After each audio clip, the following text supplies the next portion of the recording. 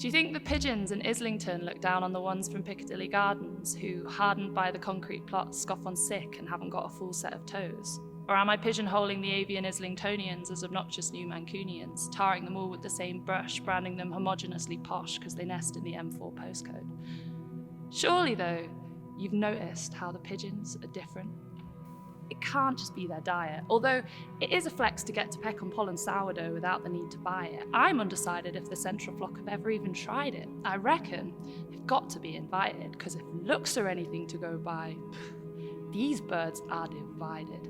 They might all fly in the same sky, but there are no flights of fancy over Great Ancoats Street, which seems to me to be the boundary of squab society, delineating the downtrodden and often trodden on from the urban bird elite. But who decided which kit got what bits of the city?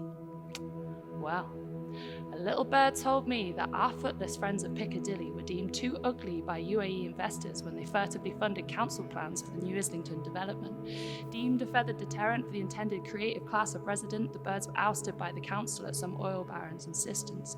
Swathes of evictions sparked out-of-season migrations for families of pigeons who'd been at the marina for generations. The unjust relocation to Piccadilly pastures new made palatable by the title Urban Regeneration, when really, it was a means to displace them, to make way for the Columbity bourgeoisie and their disposable income. And this all happened at a rate so rapid that the new neighbourhood is less organic than the bread served at the countless fledgling cafes. Fast-paced change has created a piecemeal place with space allocated to make the most money. Rubbing a separatist underbelly, the urban design focused on the few, not the many.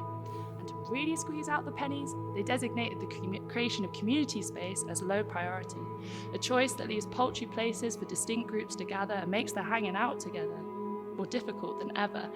It's a choice that extends the existent loss of hubs, as most pigeon pubs didn't survive the last bird flu infestation. It's a choice that limits the potential for connection and perpetuates segregation. So if the birds have decided to engage in tribalism, I don't blame them.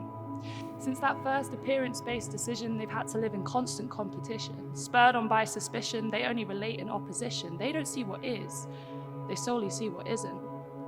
If, in the face of capitalism, birds have forgotten their communion, then who are we to judge them? Are we any different? Do you think there are people in Islington who look down on the ones from Piccadilly Gardens?